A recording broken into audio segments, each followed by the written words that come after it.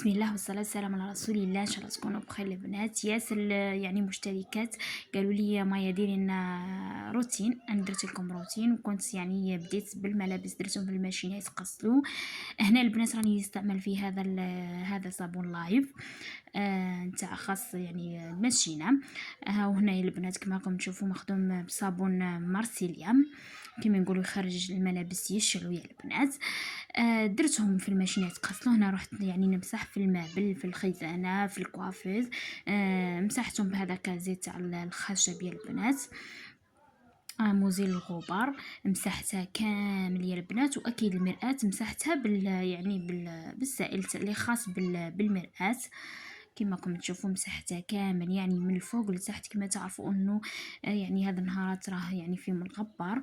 لذا دائما نقولكم حطوا يعني قطعة قماش تكون بهذا الشكل، تكون يعني تمتص. ودائما راكم كما نقولوا حنا مرات تجوزي على المابل نتاعك هكذاك باه ما يتوسخش يا البنات وما يتراكم لكش الاوساخ. يعني كي تمسحيها يعني مره على مره يعني تلقيها انقيه كما راكم تشوفوا حبيباتي. كما قلت لكم مسحتها يعني من الفوق للتحت ومسحت كامل المابل تاعي الكوافيز طابل دو نوي كما راكم تشوفوا حبيباتي. يعني خرجت ما شاء الله تشعل يا البنات كما راكم تشوفوا. كما قلت لكم استعملوا هذه القطعه كما هذا النوع يا البنات يكون يمتص السوائل.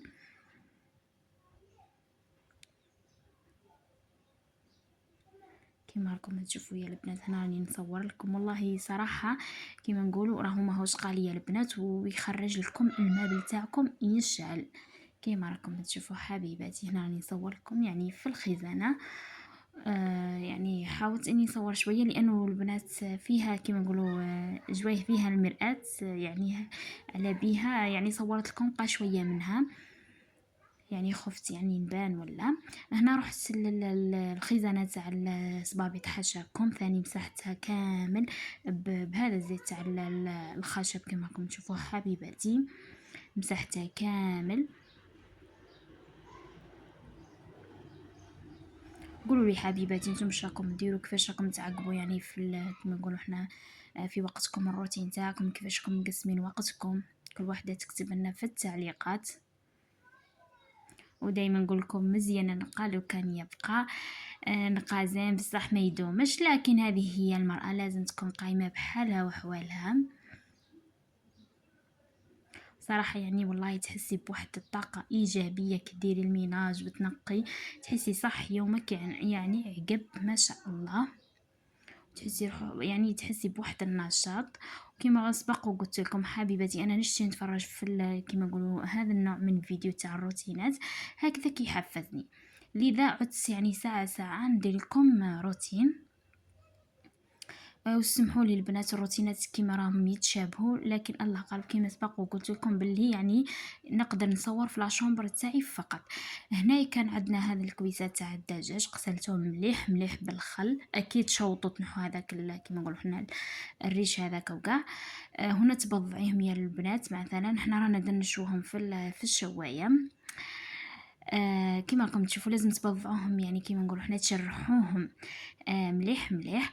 درنا لهم الملح درنا لهم التوابل درنا لهم كما راكم تشوفوا. حاولوا انكم تكثروا الملح بزياده راكم تعرفوا يعني الدجاج يجي شويه صامت لازم تكثروا الملح هكذاك يعني باش يجيكم بنين. كما راكم تشوفوا ودرناه يعني في الشوايه. هنا كان الزوج تاعي هو اللي يطيبوا لنا يعني والله صراحه جا ما شاء الله جا هايل يا البنات. انا صورت لكم في الشوايه كما قلت لكم.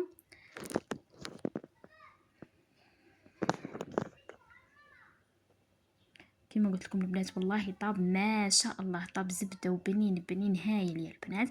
وكنت يعني هنا كنت ندير في الحميص يا البنات ولا كاين نقولها سلطه تاع الطماطيش والفلفل. شويه فلفل بارد ترشي وحار وطماطيش هنايا شويتهم كامل ودرتهم في ساشيه هكذاك باه تسهل عليا اني نحي هذيك القشره. كما راكم تشوفوا البنات هاد العمليه تسهل عليكم انه القشره ثم تتنحي البنات. وهنا كنت خليتهم هنا في الكاسكاس يقطروا. للامانه تحذف لي الفيديو، كنت قطعتهم قطع صغيره ودرت لهم شويه تاع الثوم شويه تاع الزيتون اخضر ورحيتهم في الاشوار، ودرتهم يعني في طنجره وحطيتهم فوق النار. اكيد درت الزيت والملح ونخليهم يتكتكوا حتى ينشف هذاك الماء تاع الطماطيش، ينشف تماما باش نسقيه بزيت الزيتون. والله يا البنات هاد الطريقه تاع الحميص تجي هايله يا البنات، متاكده يعني رايحه تعجب العائله نتاعك. وكما راكم تشوفوا حبيباتي، هنا راني صورت لكم الدجاج كيف طاب بجا ما شاء الله يا البنات. وسمحوا لي سمحوا لي اللي راه يتوهم ولا نقول لكم شهيتكم في الجنه حبيباتي. والله يا البنات طاب ما شاء الله يا البنات، طاب هايل هايل. وهنا في الاخير صورت لكم هذا البارفه تاع الجسم.